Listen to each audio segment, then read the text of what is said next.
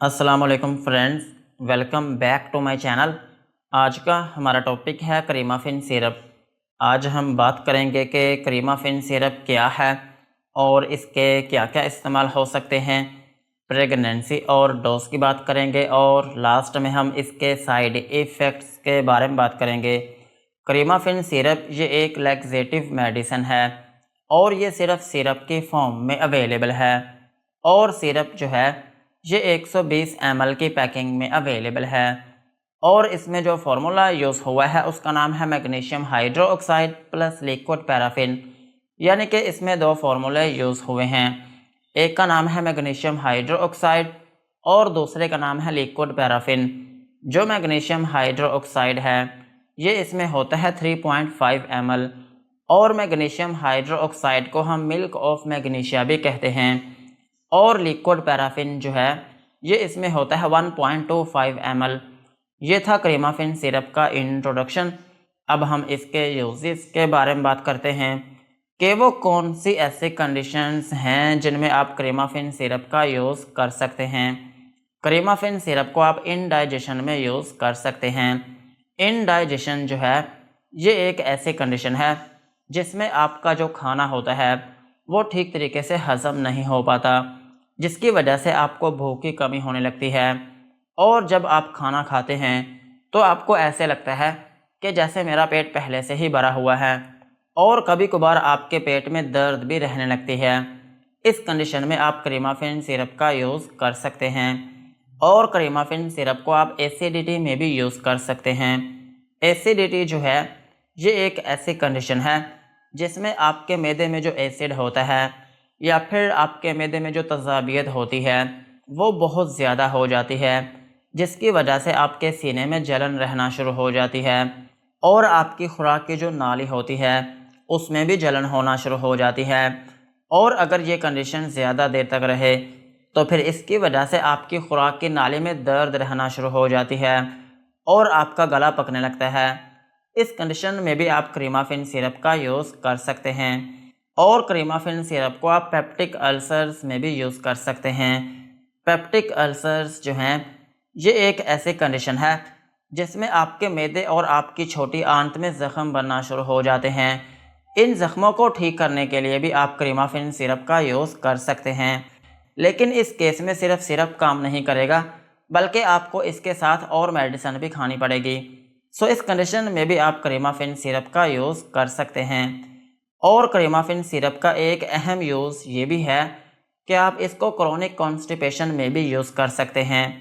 Chronic constipation जो है ये एक ऐसी कंडीशन है जिसमें आपकी बॉडी में कब्ज़ रहना शुरू हो जाती है।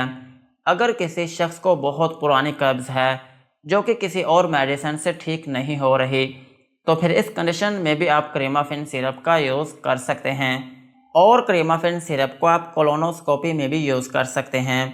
कोलोनोस्कोपी जो है ये एक प्रोसीजर है जिसके थ्रू आपकी जो बड़ी आंत होती है उसके अंदरूनी हिस्से को देखा जाता है और इसमें यह होता है कि एक ट्यूब के ज़रिए आपकी बॉडी में कैमरे को दाखिल कर दिया जाता है और फिर इस कैमरे की मदद से आपकी बड़ी आंत का जो अंदरूनी हिस्सा होता है उसको देख लिया जाता है। लेकिन इसमें कंडीशन ये होती है कि इस प्रोसीजर को परफॉर्म करने से पहले आपकी आंतें जो हैं वो खाली होनी चाहिए। सो आपकी आंतों को खाली करने के लिए भी आप क्रीमाफिन सिरप का यूज़ कर सकते हैं और क्रीमाफिन सिरप को सर्जरी में भी यूज़ किया जाता है। अगर किसी शख्स के पेट का कोई ऑपरेशन हुआ हो या फिर किसी खातून का सी सेक्शन हुआ हो तो फिर उसके बाद क्या होता है कि जब इंसान रेस्टिंग पोजीशन में होता है तो उसको कॉन्स्टिपेशन होने लगती है या फिर उसका जो खाना होता है वो ठीक तरीके से हज़म नहीं हो पाता। इस कंडीशन में भी आप क्रीमाफिन सिरप का यूज़ कर सकते हैं और क्रीमाफिन सिरप जो है ये स्टूल सॉफ्टनर के तौर पर भी काम करता है। अगर आपका स्टूल बहुत हार्ड है और आपको स्टूल पास करने में बहुत दिक्कत पेश आती है तो फिर इस कंडीशन में भी आप क्रीमाफिन सिरप का यूज़ कर सकते हैं। ओवरऑल अगर हम बात करें तो क्रीमाफिन सिरप जो है ये एक मैदे और कॉन्स्टिपेशन का सिरप है। अगर आपको कब्ज़ रहती है या फिर आपका खाना ठीक से हज़म नहीं होता या फिर आपको भूख की कमी रहती है या फिर आपके मैदे में तज़ाबियत बहुत ज़्यादा बनती है या फिर आपके सीने में जलन रहती है या फिर आपको खट्टे डकार आते हैं, या फिर आपकी खुराक की जो नाली है उसमें जलन रहती है, या फिर उसमें दर्द रहती है, या फिर आपके मुंह का जो जायका है वो खट्टा रहता है, या फिर आपका मुंह कड़वा रहता है, तो फिर इन कंडीशंस में आप क्रीमाफिन सिरप का यूज़ कर सकते हैं। यही थे क्रीमाफिन सिरप के यूजेस। अब हम इसके डोज के बारे में बात करते हैं। अगर आपकी एज 18 साल से ज़्यादा है तो फिर आप क्रीमाफिन सिरप के 2 चम्मच दिन में 3 मरतबा तक यूज़ कर सकते हैं। और अगर आप इसको कॉन्स्टिपेशन के लिए यूज़ करना चाह रहे हैं तो फिर इस केस में आप इसके 3 चम्मच एक ही मरतबा यूज़ कर सकते हैं। लेकिन अगर आपकी कब्ज़ फिर भी ठीक नहीं हो रही तो फिर आप अगले दिन इसके 6 चम्मच एक ही मरतबा यूज़ कर सकते हैं। और अगर हम बात करें बच्चों की, तो बच्चों में इस सिरप को यूज़ किया जा सकता है, लेकिन इसमें कंडीशन ये है कि आपके बच्चे की जो एज है वो कम से कम 2 साल होनी चाहिए। अगर आपका बच्चा 2 साल से कम एज का है तो फिर आप उसको ये सिरप यूज़ ना करवाएं। और अगर हम इसकी डोज की बात करें तो अगर आपके बच्चे की एज 3 से 5 साल है तो फिर आप उसको हाफ़ टी स्पून दिन में 2 मरतबा तक यूज़ करवा सकते हैं। और अगर आपका बच्चा 5 से 8 साल का है या फिर 8 से 12 साल के दरमियान है तो फिर आप उसको 1 से 2 चम्मच दिन में 3 मरतबा तक यूज़ करवा सकते हैं। और अगर हम बात करें प्रेगनेंसी की, तो प्रेगनेंसी में ज़रूरत पड़ने पर इस सिरप को यूज़ किया जा सकता है। और ब्रेस्ट फीडिंग मदर्स जो हैं वो भी इस सिरप को यूज़ कर सकती हैं, मगर डॉक्टर के मशवरे के साथ। यही थी इसकी डोज़।